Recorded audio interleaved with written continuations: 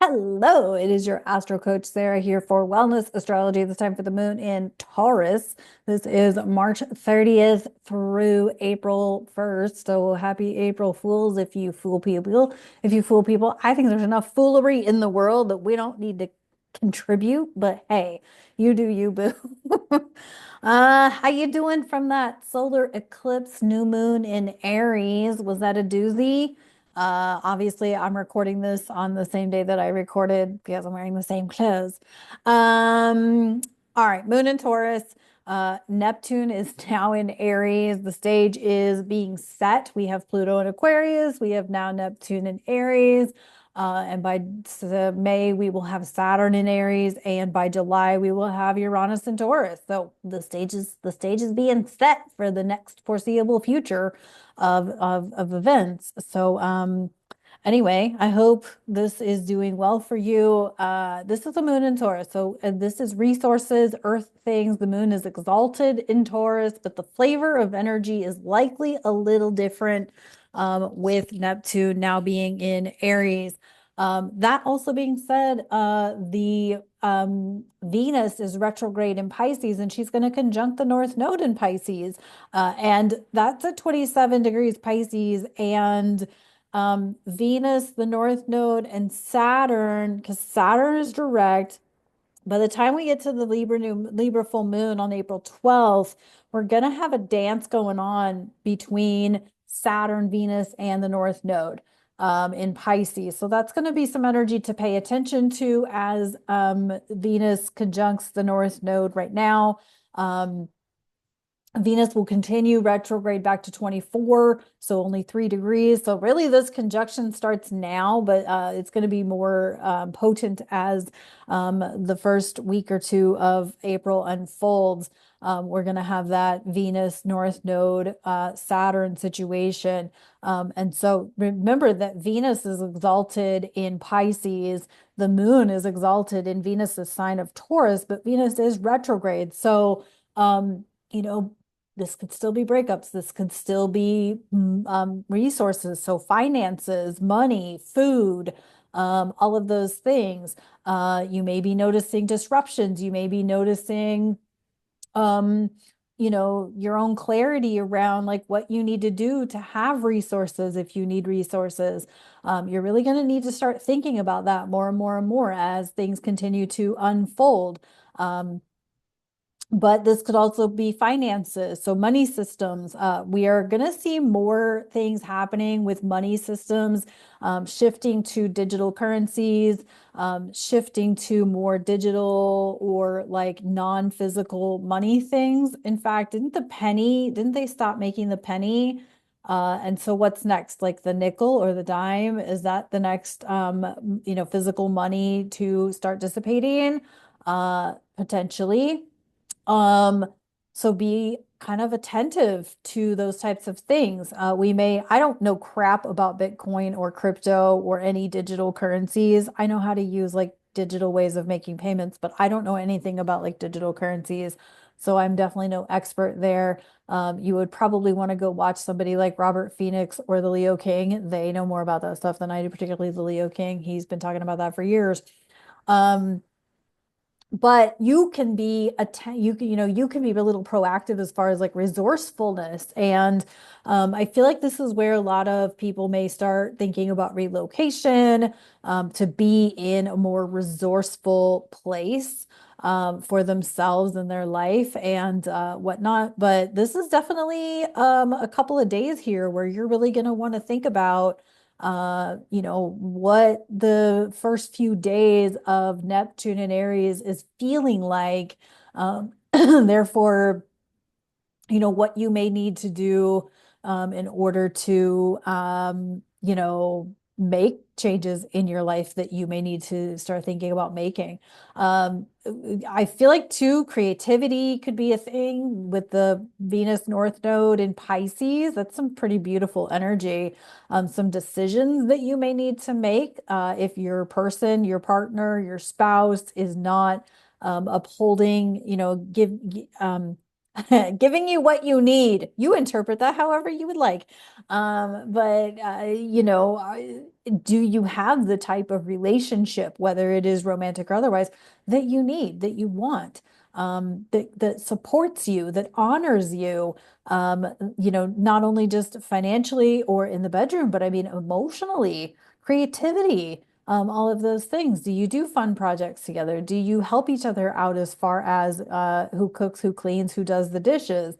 I mean, there's all kinds of aspects here with regard to relationships, and how they can go, or even financially or whatever, how they can go. Does one person overindulge in purchasing too much shit that they don't need, or does the other person, are you kind of on steady ground as far as like, material possessions, who wants too much, who doesn't want a lot because of, how they want life to go, kind of thing.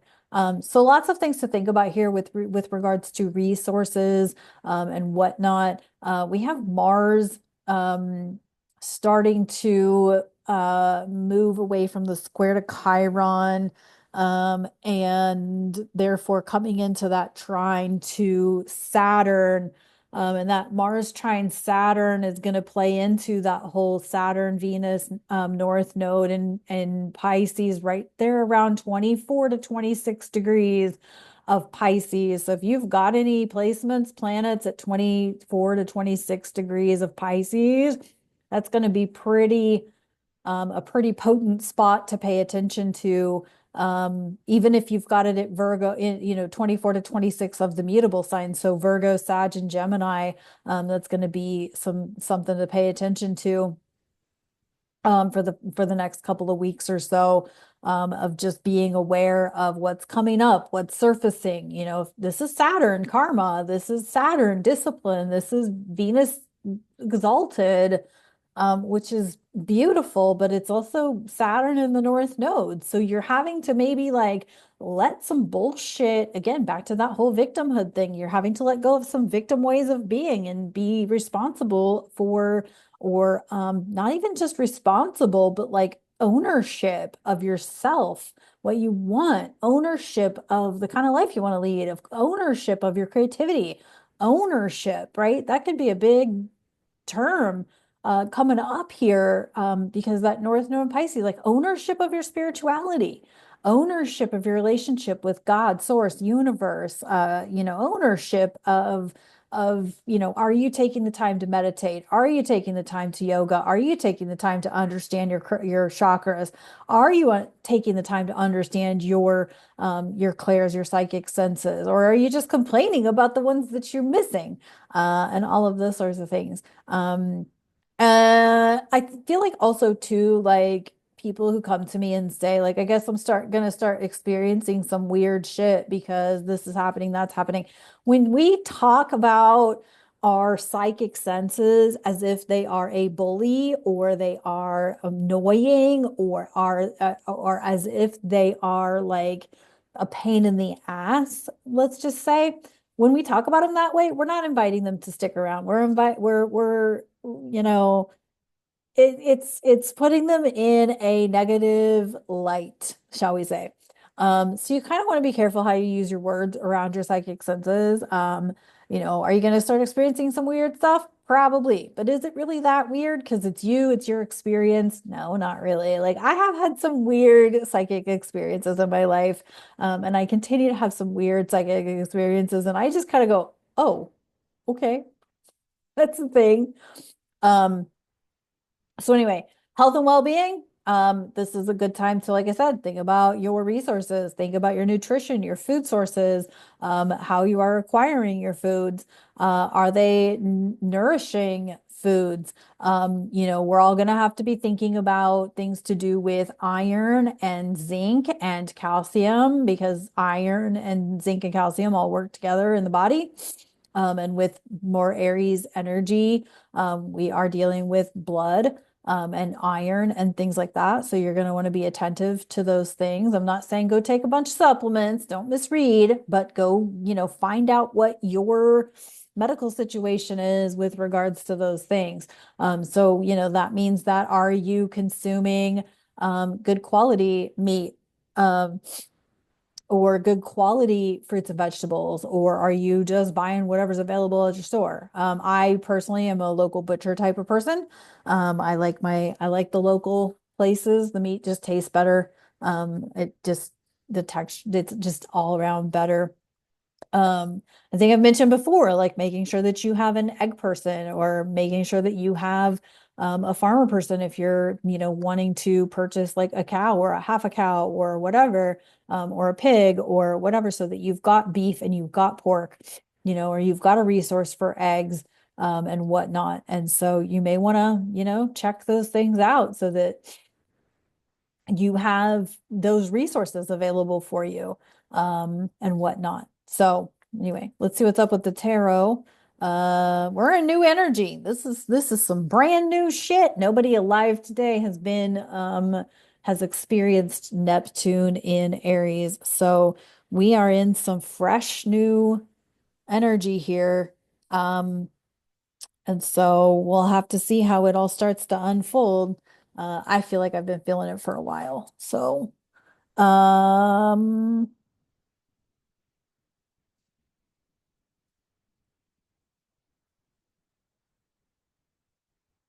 the High Priestess in reverse, Counselor Troy. Whew, I think this is what I said before, like people kind of dismissing or poo-pooing on their psychic senses because they, don't want to acknowledge that they have them. They think they're weird. They think that, or they have this idea that they're missing one physical sense, therefore they can't capitalize on the rest of their senses. That whole thing about blind people having a heightened sense of hearing or a heightened sense of touch, it's not true if they don't practice it. And that is the same thing with your psychic senses. And so, I know a lot of blind people who just want to complain about being blind as opposed to understanding that the gift of being blind is that you get to hear things in a different way than other people do, or you get to experience touch in a different way, or smell or taste in a different way than most people do. And so, I can hear things that others can't see.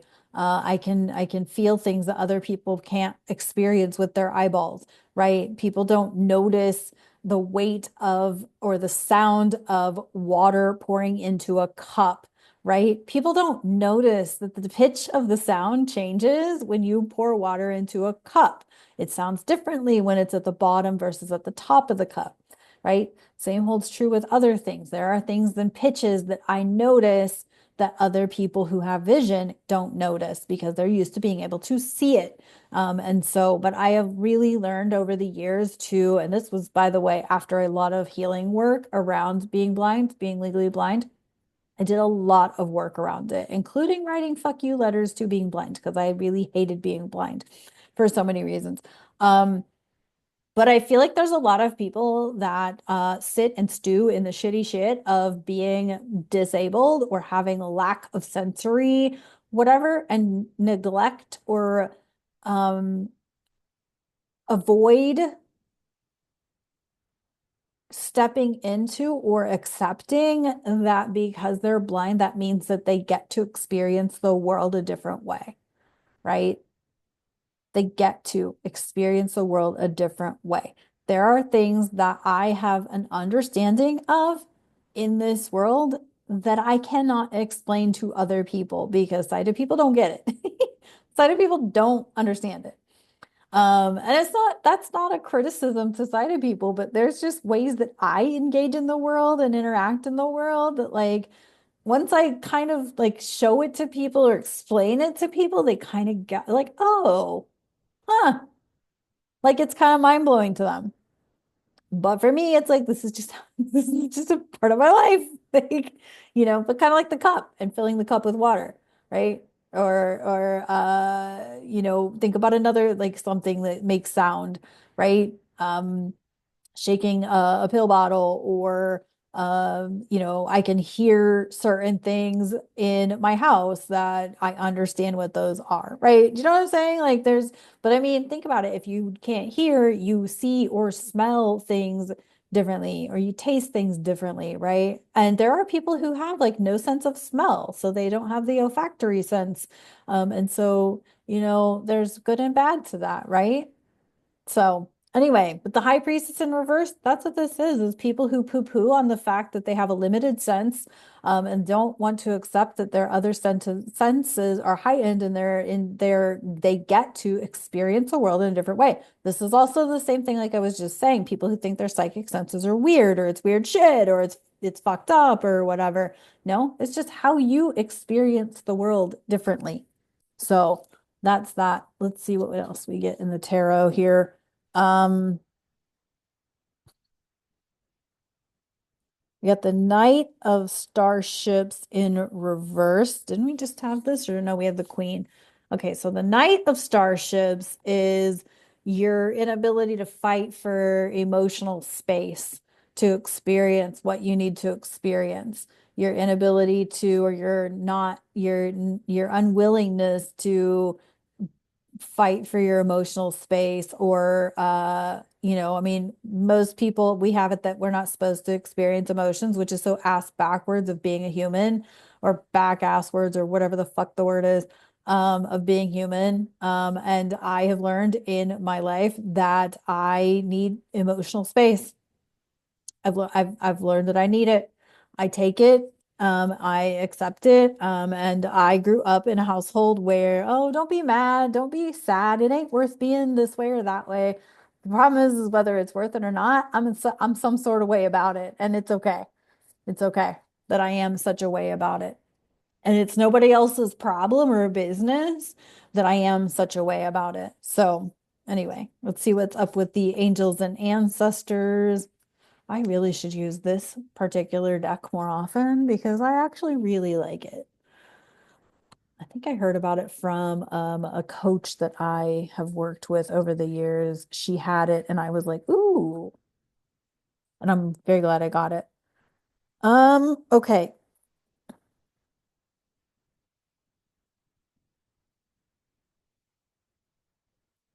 Autumn, autumn, release the old and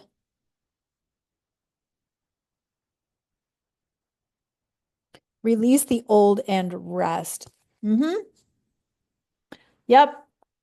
Still got a lot of that end of Pisces energy. We're still in release mode, and then rest. Because the thing about letting go of old ways of being is you've got to recover from them, right? Your nervous system needs to recover from them. Your mental and emotional state needs to recover from them. So when you're releasing a way of being, there is a time in there, a time gap in there where your body needs to rest and rejuvenate before you can step into the new thing. Also, there's like integrations and embodiments that happen when you're in rest mode, that allow you to more powerfully step into a new way of being. So remember that we're still dealing with a lot of Pisces energy, despite the fact that we've got a lot of Aries going on. We're still dealing with a lot of release, a lot of letting go of old things, and that's going to persist until probably like mid-May, I would say, before we will really feel things start to shift. It's going to be probably like June before things start to really shift. I mean, things are shifting, things are changing. You're certainly changing your mindset. You're certainly changing your how you feel about things or your investment in things and your energetic space and things. But we're still in a hefty ending, karmic ending, cycle ending, embodying an integration space. So it's okay if you're still feeling tired. Everyone's handling this energy differently. Lots of people, I had one friend who like all through winter, she was just like on fire. She was just going through life, riding the high, all of the things. I was not riding any kind of high. I was resting. I was, chilling. I read a bunch of books. I mean, I read like 4 books in January. I think I read most of 3 books in February. I would have finished 4 books in February, but February was only 28 days. And I've read quite a bit here in March as well. So, rest, rest, rest. Take the time. Let your body handle all of the energy coming through. That solar plexus and root chakra really needs time to process everything. So, anyway, that's all I got for this moon in Taurus. Of course, if you want to look at your sun and rising signs for Aries season, link is below. If you want to get a reading with me, so you can get a real clear idea as to how this energy is all showing up for you, link is below. You can get the full chart reading is available, and or the wellness reading is also available for you. And I think there's a couple other packages there. The Astro Goals is also still available if you're interested in astro coaching. If you really want to see and take a journey through your chart, it's like a 3-month program, I think. And I think it is a 3-month program, a 3 or 6 month program, but the Astro Goals kind of gives you an introduction to working with me as an astro coach.